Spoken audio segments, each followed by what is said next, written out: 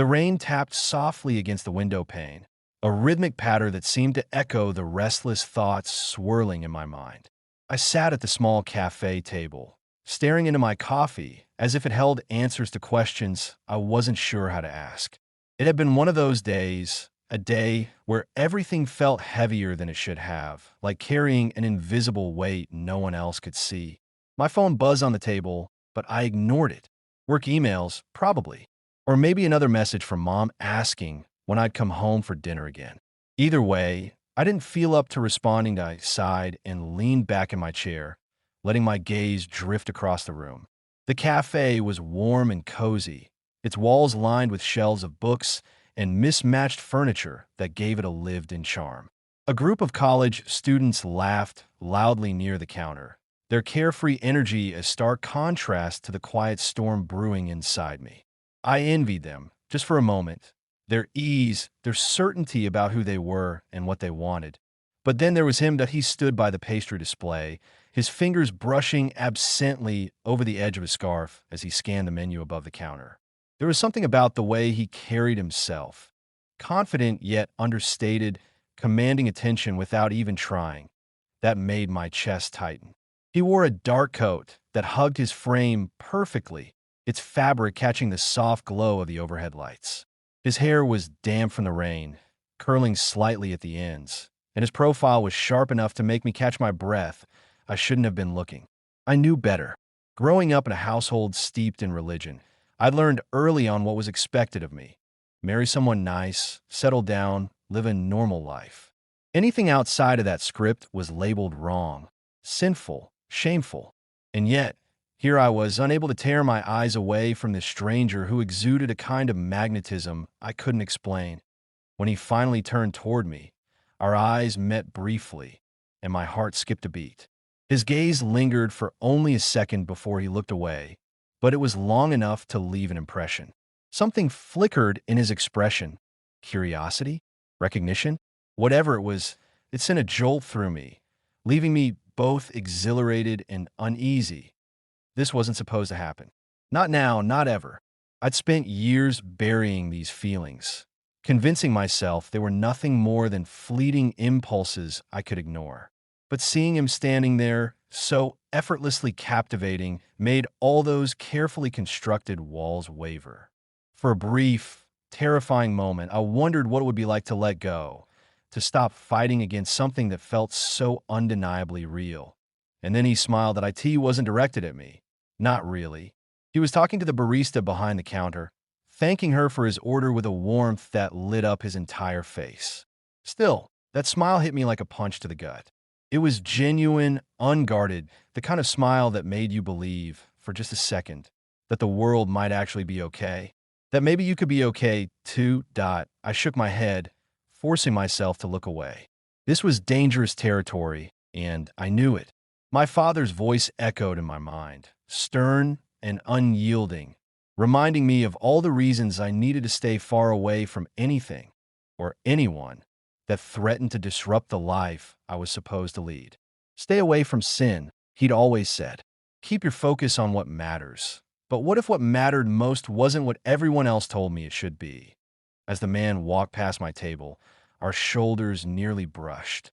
He smelled faintly of cologne and rain, a combination that lingered in the air even after he was gone. I watched him leave, clutching his coffee cup tightly as he pushed open the door and disappeared into the gray afternoon. For a while, I just sat there, staring at the empty doorway. Part of me wanted to chase after him, to find out who he was and why he'd left such an indelible mark on me in such a short amount of time. But the other part, the rational, cautious part, knew better. Knew that some doors were better left closed, or so I thought. Because later that evening, as I scrolled absent-mindedly through social media, a notification popped up on my screen. Someone had tagged me in a photo taken earlier that day, at the cafe. My stomach dropped as I clicked on it, only to find a candid shot of me sitting alone at my table, lost in thought. The caption read, "Caught this guy deep in contemplation today. Anyone know him?" And beneath it, in the comments section, was a single reply from none other than the man with the unforgettable smile. "Looks like someone worth getting to know." My hands trembled as I stared at the screen, my pulse racing. How had he found me? Why had he reached out? Questions tumbled over each other in my mind, but one thing was certain. This was the beginning of something I hadn't anticipated. Something that would challenge everything I thought I knew about love, faith, and myself. Little did I know, this chance encounter would set off a chain reaction neither of us could have predicted, one that would test the boundaries of belief, redefine the meaning of connection, and force us both to confront the truths we'd buried deep within ourselves. The notification burned in my mind like a brand, searing its way into every thought I tried to push aside.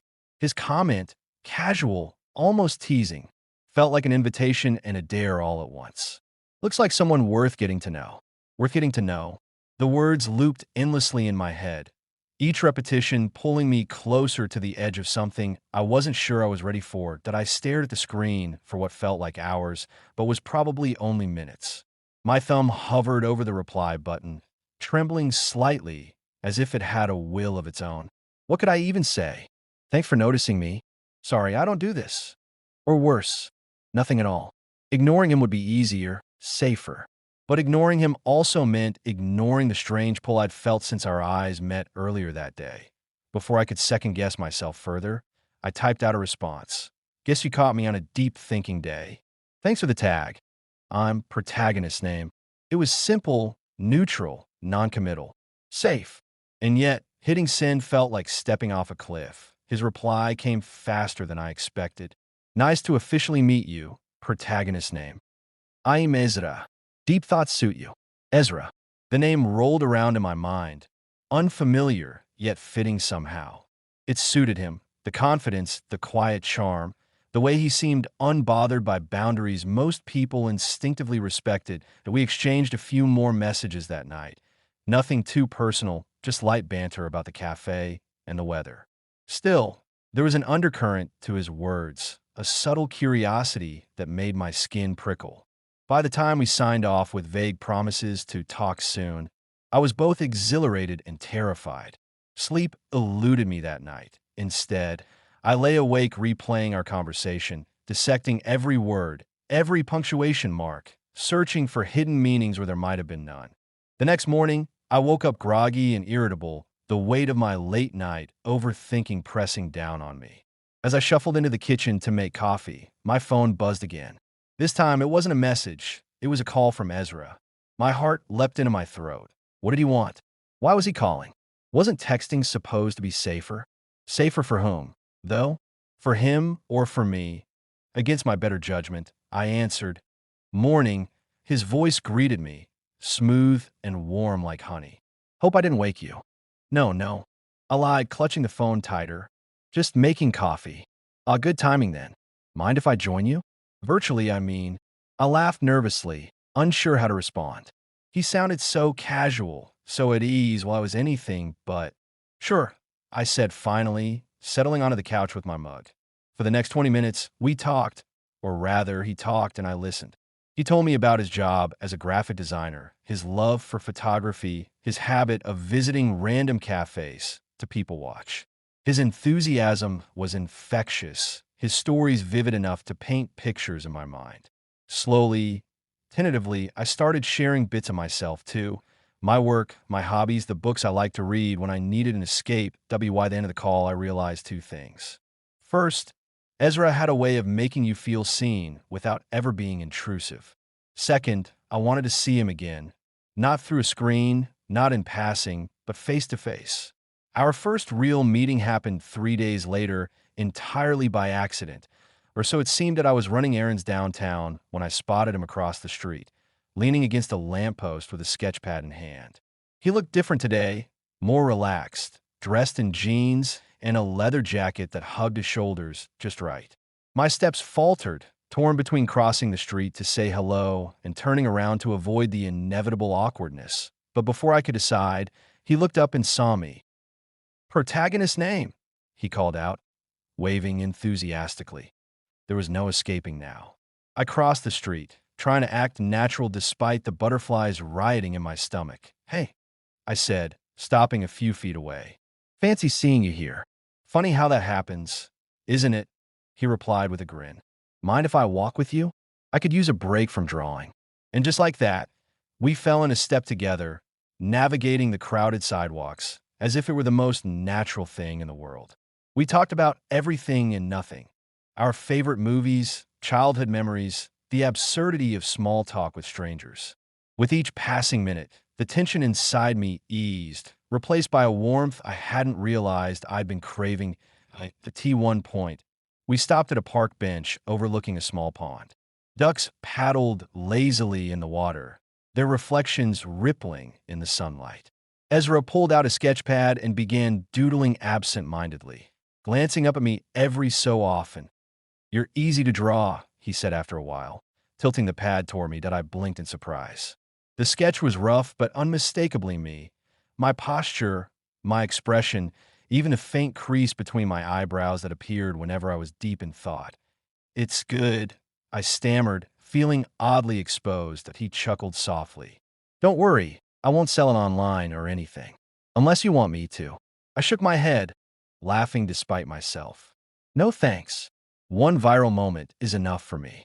His smile softened, turning thoughtful. You know, you seem different in person. More guarded, maybe, like you're holding something back. His words hit me like a punch to the gut. Guarded. That was exactly what I'd always been. How could he see that so clearly when I worked so hard to hide it? I guess I am, I admitted quietly, staring at the pond. It's complicated. He didn't press me for details, didn't demand explanations. Instead, he simply nodded, as if he understood more than he let on. Well, he said after a pause, if you ever feel like talking about it, I'm a pretty good listener. His offer hung in the air, gentle yet loaded with possibility. For the first time in years, I considered taking someone up on it. That evening, as I walked home, I couldn't stop thinking about him, about the way he looked at me, not with pity or judgment, but with genuine interest, about the way he made me feel like I could breathe a little easier just by being near him. But alongside those feelings came the familiar weight of doubt and fear. What was I doing? Letting myself get close to someone like this, it was reckless, irresponsible. My father's voice echoed louder than ever, warning me of the consequences of straying from the path I was supposed to follow. And yet, for the first time, I wondered, what if the path I was supposed to follow wasn't the right one for me? Over the next few weeks, Ezra became a constant presence in my life, subtle but undeniable, like the first light of dawn creeping through heavy curtains. It wasn't anything dramatic or overt. It was smaller moments that wove themselves into the fabric of my days. A text in the morning asking how I'd slept. A voice note sent during his lunch break, filled with snippets of music he thought I'd like. An invitation to meet up just because. Each interaction felt like another thread pulling me closer to him, even as part of me resisted point one Friday evening. After a particularly grueling week at work, I found myself sitting on a park bench near the pond where we'd met before. The air was crisp, carrying the faint scent of fallen leaves and damp earth. I hadn't planned to come here. It just happened, as if some invisible force had guided me back to this spot. And then, almost as if he'd been waiting for me, Ezra appeared. Hey, he said softly, sliding onto the bench beside me. His jacket smelled faintly of cedarwood, a comforting contrast to the cool autumn breeze. You knew I'd be here, I accused lightly, though there was no real accusation in my tone. He grinned, unapologetic. Maybe, or maybe I just got lucky. We sat in companionable silence for a while, watching the sun dip lower in the sky. Its golden rays stretched across the water, turning the surface into liquid fire. The world seemed quieter here, softer, as if the chaos of everyday life couldn't reach us. You look tired, Ezra said eventually, his voice low and concerned. I admitted, leaning back against the bench. It's been a lot lately. He didn't ask me to elaborate, didn't push for details. Instead, he reached out and brushed a stray leaf from my shoulder, his fingers lingering just a fraction longer than necessary. The touch was fleeting, barely noticeable, but it sent a shiver down my spine. You don't have to carry everything alone, you know, he murmured. His words struck a chord deep within me, resonating with a truth I'd spent years trying to ignore. How many times had I told myself I could handle it all on my own? That asking for help or letting someone in was a sign of weakness? But sitting here with Ezra, feeling the warmth radiating off him, I wondered if maybe I'd been wrong. The following weekend, Ezra invited me to join him on one of his photography outings. I'm heading to this old bookstore downtown, he explained over the phone. They've got these massive windows that catch the light perfectly. Thought you might enjoy it. I hesitated. Bookstores weren't exactly my usual scene, especially not ones that doubled as photo ops. But something about the way he said it, with genuine excitement, as if sharing this little piece of himself with me, made it impossible to refuse. When I arrived, he was already there, camera slung around his neck and a wide grin splitting his face. "You made it," he exclaimed, waving me over. The bookstore was unlike any I'd ever seen. Towering shelves lined the walls, crammed with books of every genre imaginable. Sunlight streamed through the enormous windows, casting long shadows across the wooden floors. The air smelled faintly of paper and ink, mingling with the faint aroma of coffee from a small cafe tucked in the corner. "This place is incredible," I breathed, taking it all in, "right?" Ezra said, snapping a quick shot of me as I turned to face him. "Wait till you see the second floor. There's a reading nook with the best view." We wandered through the aisles together, our shoulders brushing occasionally as we moved. He pointed out books he loved, authors he admired, stories that had stayed with him long after he'd finished reading them. Listening to him talk, I realized how much passion he poured into everything he did. It was intoxicating, infectious, making me want to share pieces of myself too. To one point, I picked up a worn copy of The Great Gatsby and flipped through its pages. "This was my mom's favorite book," I said without thinking. Ezra tilted his head, intrigued. "What about yours?" I hesitated, running my thumb along the edge of the cover. "I don't know. Maybe To Kill a Mockingbird? Something about Atticus Finch always stuck with me." "That makes sense," he said thoughtfully. "You strike me as someone who believes in doing the right thing, even when it's hard." His observation caught me off guard. No one had ever described me that way before, at least not so accurately. "Yeah," I said quietly. "Something like that." Later, we climbed the narrow staircase to the second floor. True to his word, the reading nook was breathtaking. A large window framed the city skyline, bathed in the soft glow of late afternoon sunlight. Ezra set up his tripod and began adjusting his camera settings, humming softly under his breath that I settled into the cozy armchair tucked beneath the window, watching him work. There was something mesmerizing about the way he moved, focused yet unhurried, completely absorbed in the moment. Every now and then, he'd glance up and catch me staring, flashing me a quick smile before returning to his task. After a while, he joined me in the chair, squeezing in close despite the limited space.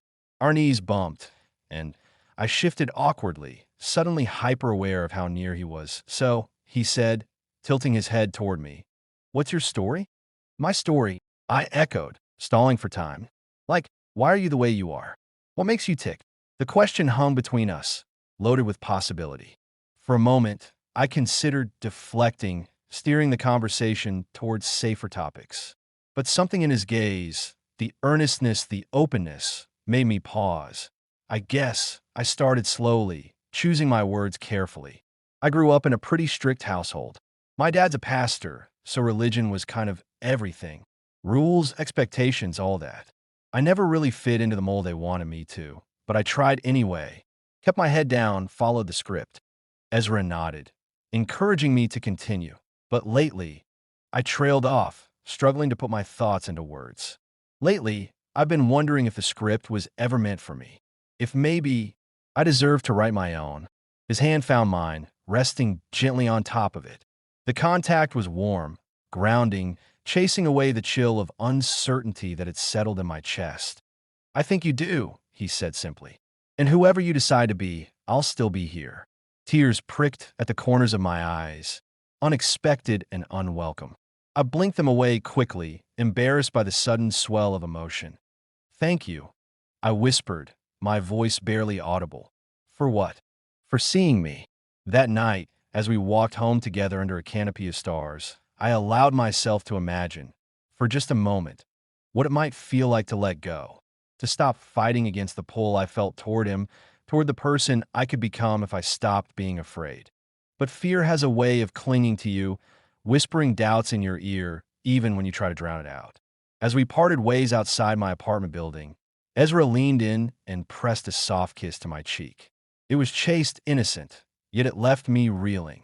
"Good night, protagonist's name," he said, his breath warm against my skin. "Good night," I replied, watching him walk away until he disappeared into the night. Back inside, I stood by the window, staring out at the empty street below. My heart ached with longing and hesitation, torn between the life I'd always known and the one I was beginning to dream of. The days that followed our bookstore outing were a blur of stolen glances and lingering touches, each interaction charged with an unspoken tension that neither of us seemed willing, or perhaps able, to address. Ezra continued to weave himself into the fabric of my life in ways both subtle and profound. A shared meal here, a quiet walk there. It all felt like pieces of a puzzle slowly coming together, though I wasn't sure what the final picture would look like. And then came the storm I tea-rolled in unexpectedly one Friday evening, dark clouds swallowing the horizon as lightning split the sky in jagged streaks. I had planned to spend the night alone, curled up on the couch with a book, but Ezra's text arrived just as the first drops began to fall. "Rainy nights are better with company. Wanting to come over?" My heart raced at the suggestion. Having him here, in my space where walls couldn't shield me, felt dangerous, intimate. But before I could second-guess myself, I replied, "Sure." When he arrived, soaked from the downpour despite his umbrella, I handed him a towel and ushered him inside. The air between us was electric, crackling with something neither of us dared name aloud. We settled onto the couch, close enough that our knees brushed occasionally, the sound of rain tapping against the windows filling the silence. "This weather is insane," Ezra said, running a hand through his damp hair. His shirt clung to him slightly, outlining the curve of his shoulders, and I forced myself to look away. "It's cozy," I countered, though my voice betrayed a slight tremor. "Kind of perfect for staying in." He turned to face me, his expression softening.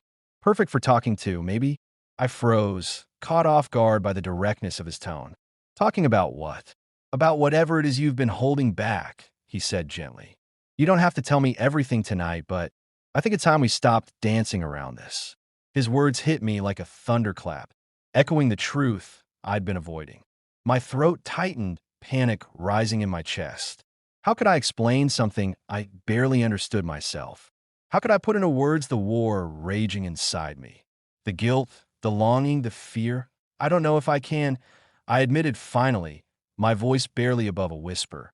"You don't have to do it alone," he murmured, reaching out to take my hand. His touch was warm, grounding, yet it sent a jolt through me all the same. "Let me help you." For a moment, I considered pulling away, retreating behind the walls I'd built so carefully. But something in his gaze, a mix of patience and determination, held me captive. Slowly, haltingly, I began to speak. "I've spent my whole life trying to be someone I'm not," I confessed, staring down at our intertwined hands. "Trying to fit into a mold that never felt right. And now I feel like I'm standing at the edge of something huge, something terrifying. Like if I take one step forward, there's no going back." Ezra didn't interrupt, didn't try to fix things with empty reassurances. He simply listened, his thumb tracing slow circles on the back of my hand. When I finally looked up at him, his eyes were filled with understanding, and something else, something deeper. "What are you afraid of?" he asked softly. "Everything," I said, my voice breaking. "My family, my faith, losing myself completely. Losing you." The last part slipped out before I could stop it, raw and unfiltered. Ezra's breath hitched, and for a moment, neither of us spoke. Then, without warning, he leaned in, closing the distance between us. The kiss was hesitant at first, almost questioning, as if he was giving me the chance to pull away. But when I leaned into him instead, my lips parting beneath his, it deepened, becoming something more urgent, more desperate. His fingers tangled in my hair, pulling me closer, while mine clutched at his shirt, needing to anchor myself to something solid. Time seemed to stop. The rain outside faded into white noise, the world narrowing to just the two of us, suspended in this fragile, beautiful moment. It wasn't perfect. There was awkwardness, uncertainty, but it was real, achingly so. And in that moment, I felt seen in a way I never had before. When we finally pulled apart, breathless and trembling, Ezra rested his forehead against mine. "You're not going to lose me," he promised, his voice rough with emotion. "Not unless you push me away." Tears spilled down my cheeks, unchecked and unbidden. "I don't want to push you away," I whispered, "but I'm scared of what happens next." "So am I," he admitted, brushing a tear from my cheek with his thumb. "But we'll figure it out. Together." The rest of the night passed in a haze of whispered conversations and tentative touches, each moment building on the last. We talked about everything: our fears, our hopes, the futures we wanted but weren't sure how to reach. For the first time, I allowed myself to imagine a life where I didn't have to hide, where I could be fully, unapologetically myself. But even as the storm outside began to subside, leaving only the gentle patter of rain in its wake, I knew the hardest battles were still ahead. Coming out to my family, reconciling my faith with who I was, it wouldn't be easy. There would be pain, rejection, moments where I'd question whether I was strong enough to keep going. Yet as I lay in bed later that night, listening to Ezra's steady breathing beside me, I realized something important. I didn't have to face it alone anymore. Whatever challenges lay ahead, I had someone who believed in me, who saw me for who I truly was, and loved me anyway. The morning after the storm arrived with a deceptive calm, sunlight streaming through the cracks in my blinds as if nothing monumental had shifted. But everything had changed. The weight of what happened pressed heavily on my chest, a mix of exhilaration and dread that made it hard to breathe. Ezra was still asleep on the couch where we talked late into the night, his face peaceful, his breathing steady. Watching him, I felt a pang of guilt, not for what we'd shared, but for the chaos I knew would follow once the world outside intruded again. I slipped out of bed quietly, pulling on a hoodie before stepping onto the balcony. The air smelled fresh, cleansed by the rain, but the quiet only amplified the noise in my head. My father's voice echoed louder than ever now, stern and unyielding. "Stay away from sin." What would he say if he knew about Ezra? About us? Would he see this as proof that I'd strayed too far, that I was beyond saving? My phone buzzed in my pocket, startling me. It was a text from my mom. "Haven't heard from you in a while. Everything okay?" A lump formed in my throat. How could I possibly answer that question when I didn't even know myself? Instead, I typed out a vague response. "Just been busy with work. Love you." Before I could overthink it further, another notification popped up, a missed call from my sister, followed by a voicemail. Her tone was clipped, urgent. "Hey, Mom said you haven't been answering her calls. Dad wants everyone home for dinner tonight. Something important to discuss. Call me back." Something important. Those two words sent a chill down my spine. Important usually meant bad news, or worse, an intervention. I stared at the message for a long time, trying to decide whether to ignore it or face whatever was coming head on. Ezra stirred behind me, his voice groggy but warm. "Morning." I turned to find him sitting up, rubbing sleep from his eyes. For a moment, I forgot about the text, about my family, about everything except the way he looked at me like I was the center of his universe. "Hey," I said softly, forcing a smile. "Sleep well." He nodded, stretching lazily. "Better than I have in weeks." "You?" I hesitated, then shook my head. "Not really." His expression softened, concern flickering across his features. "What's wrong?" "My dad. He wants me to come home for dinner tonight. Says it's important." Ezra frowned, clearly sensing the unease in my voice.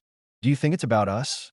"I don't know," I admitted, running a hand through my hair. "Maybe. Or maybe it's just some random thing. Either way, I can't avoid it forever." "You're not alone in this," he reminded me gently. "Whatever happens, I'm here."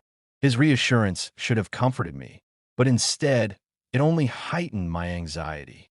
What if being here wasn't enough? What if loving him and letting myself be loved wasn't enough to shield me from the fallout? Dinner at my parents' house was always a formal affair, complete with candles on the table and prayers before meals. Tonight, however, the atmosphere felt heavier, charged with an undercurrent of tension I couldn't quite place. My father sat at the head of the table, his Bible open beside him, while my mother bustled around the kitchen, pretending not to notice the awkward silence. My sister shot me a sympathetic glance, though she seemed just as uneasy as I was. Finally, my father cleared his throat. "We need to talk about something serious." "Here it comes," I thought, bracing myself. "There's been gossip," he continued, his voice low and measured, "about your behavior lately. People are saying things that reflect poorly on our family." My stomach dropped. Gossip? Of course. In a small community like ours, whispers traveled faster than wildfire.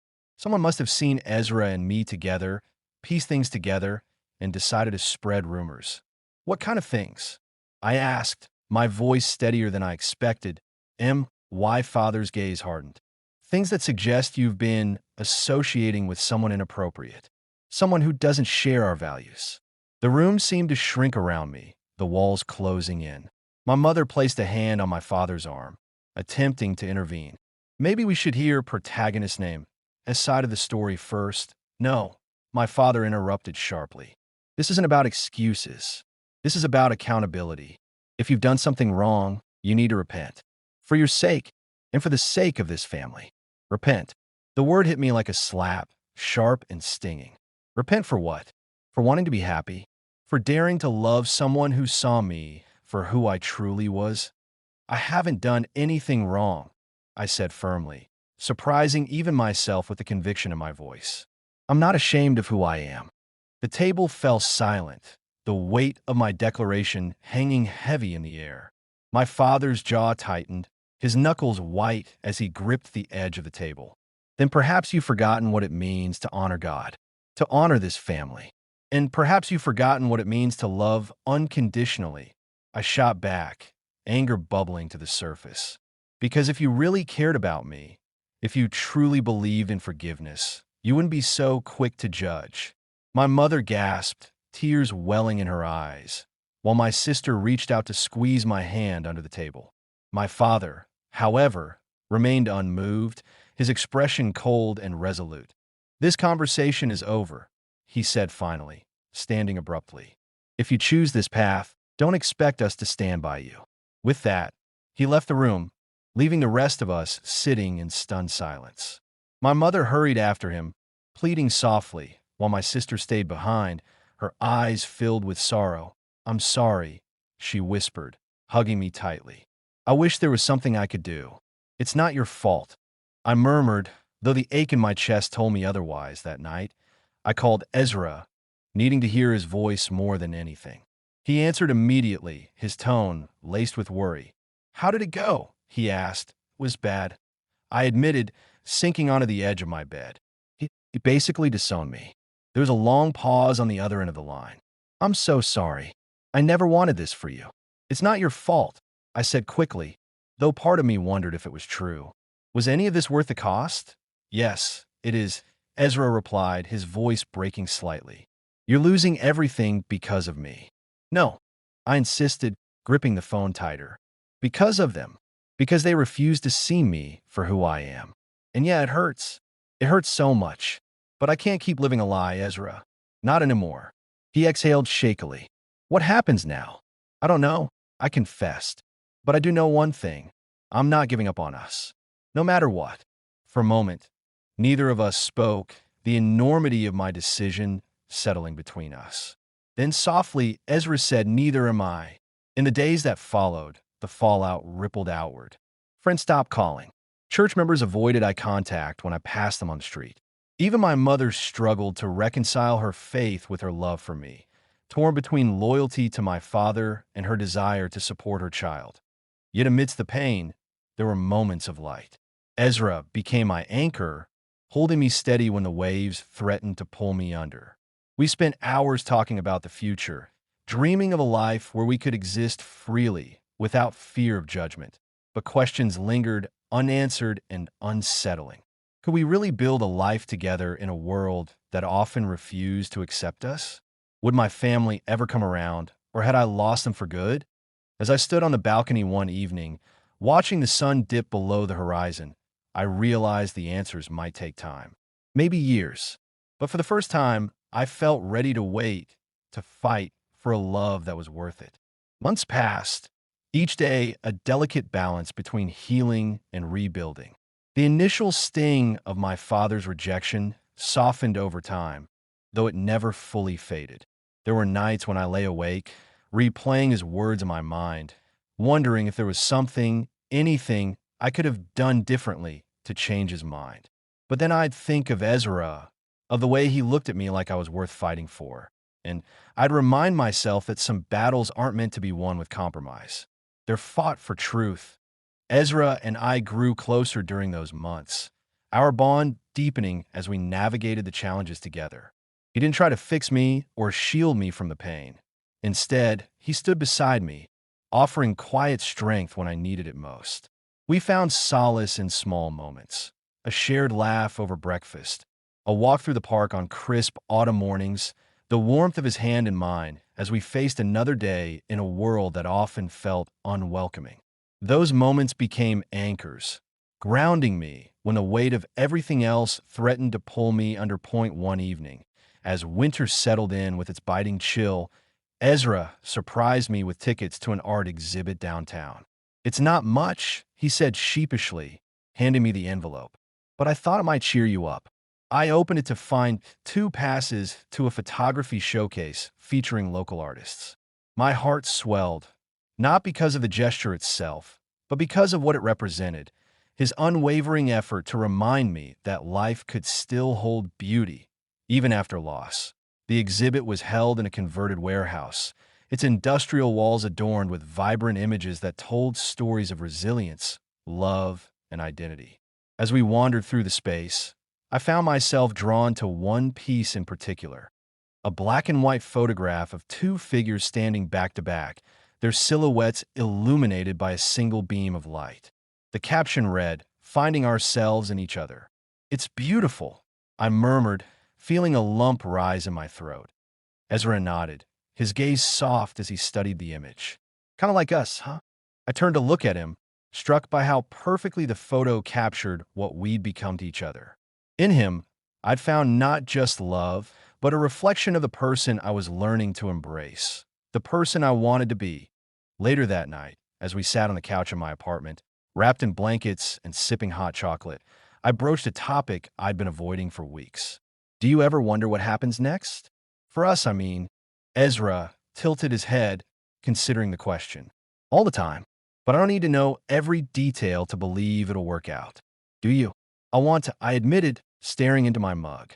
"But sometimes it feels like no matter how far we come, there's always going to be something or someone trying to tear us apart." He reached out, taking my hand in his. "That's true. But here's the thing. They can try all they want, but they'll never take away what we've built. What we are. That's ours. No one can touch it unless we let them." His words resonated deeply, settling into the cracks of my doubt, like mortar filling broken stone. He was right.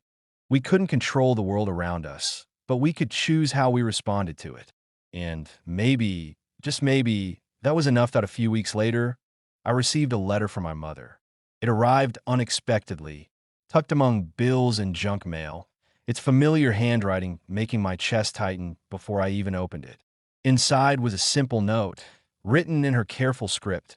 "Dear protagonist's name, I hope this finds you well. Your father is struggling. He misses you, though he won't admit it. So do I. Please know that no matter what, you are loved. Always, love, Mom." Tears blurred my vision as I read her words over and over, tracing the loops and curves of her penmanship with trembling fingers. It wasn't forgiveness, not exactly, but it was a start. A bridge, however fragile, reaching across the chasm that had formed between us. When I showed the letter to Ezra, he smiled softly. "See? Progress." "Maybe," I said, folding the paper carefully and tucking it back into the envelope. "But it's going to take time. And that's okay," he replied. "You don't have to rush it." As spring approached, bringing with it longer days and warmer air, I began to notice subtle shifts within myself. The constant ache of rejection lessened, replaced by a quiet determination to live authentically, unapologetically. I started journaling again, something I hadn't done since childhood, pouring my thoughts on a paper without fear of judgment. I reconnected with old friends who accepted me for who I was, expanding my circle beyond the confines of the church community I'd once called home. Most importantly, I stopped waiting for permission to be happy. Instead, I chose joy, not recklessly, but deliberately, knowing full well the risks involved. With Ezra by my side, I learned to see love not as a source of conflict, but as a sanctuary, a place where I could breathe freely, without apology, that on a bright Saturday morning, nearly a year after our first meeting at the cafe, Ezra and I returned to the park where it had all begun. The pond shimmered under the sunlight, its surface dotted with ducks gliding lazily across the water. We sat on the same bench where we'd shared so many conversations, watching the world unfold around us in shades of green and gold. You know, Ezra said after a while, his voice tinged with nostalgia, this spot feels kind of magical now. Why's that? I asked, leaning my head against his shoulder. Because it's where everything changed, he replied simply.